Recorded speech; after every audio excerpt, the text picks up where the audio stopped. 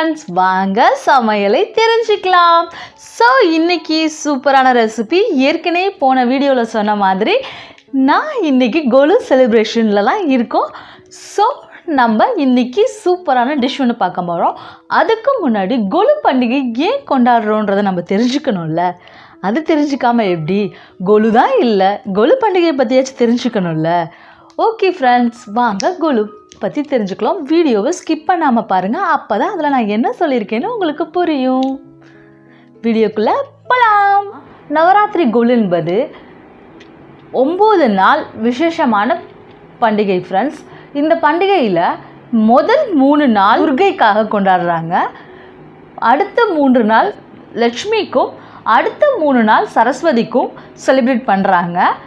So இந்துக்கள் இதில் ஸ்பெஷலே என்னென்னா அதில் செய்கிற பிரசாதங்கள் தான். ஸோ வாங்க வீடியோக்குள்ளே போகலாம்.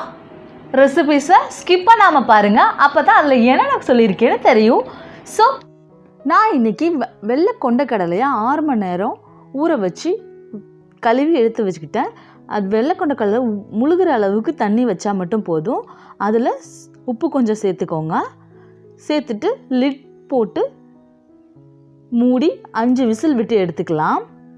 ஸோ வெள்ளை கொண்டக்கடலை பெரிய கொண்டக்கடலைன்னு கடையில் கேட்டிங்கன்னா கிடைக்கும்.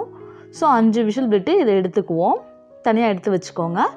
அடுப்பை பற்ற வச்சு அதில் ஒரு கடாய் வச்சு கடாய் ஹீட் ஆனோன்னே இதில் 2 டேபிள் ஸ்பூன் ஆயில் ஆட் பண்ணிக்கோங்க. ஆயில் ஆட் பண்ணிக்கோங்க.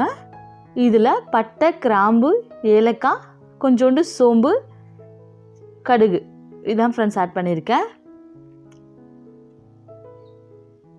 ஸோ நல்லா இதெல்லாம் எண்ணெயில் போட்டு நல்லா பொரிய விடுங்க. பொரிய விட்டோன்னா நம்ம அவிச்சு வச்சுருக்க கொண்டக்கடலையும் அதில் ஆட் பண்ணிக்கோங்க.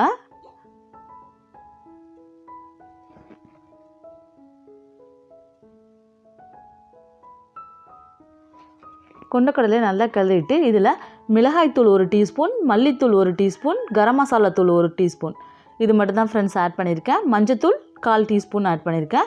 2 டேபிள் ஸ்பூன் தேங்காயும் துருவலையும் இதில் ஆட் பண்ணியிருக்கேன். தேங்காய் துருவல் போட்டு ரொம்ப நேரம் வைக்கக்கூடாது. நம்ம ஒரு 2 நிமிஷம் நல்லா இதை கிளறி விட்டு மிதமான சூட்டில் கிளறி விடுங்க. ஏன்னா தேங்காய் சீக்கிரம் கரிஞ்சிரும், அந்த மசாலாவும் சீக்கிரம் கரிஞ்சிரும். அதனால் இந்த மாதிரி 2 நிமிஷம் நல்லா கிளறி விட்டு அது மேலே பெருங்காயத்தூள் ஆட் பண்ணிக்கோங்க. 1 டேபிள் ஸ்பூன் ஆட் பண்ணிவிட்டு நல்லா ரெடி ஆகிடுச்சு. இதில் கொத்தமல்லி தலையை தூவிக்கோங்க. கருவேப்பிலையும் கொத்தமல்லியும் ஆட் பண்ணிக்கோங்க. டன்டடான் ready.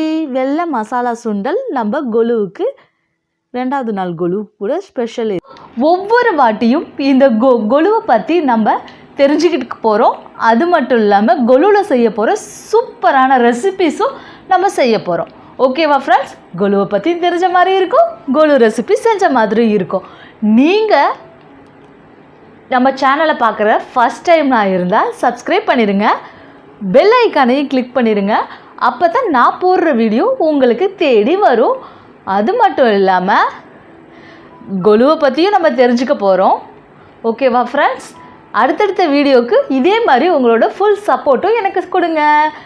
Thank you friends. Love you to all.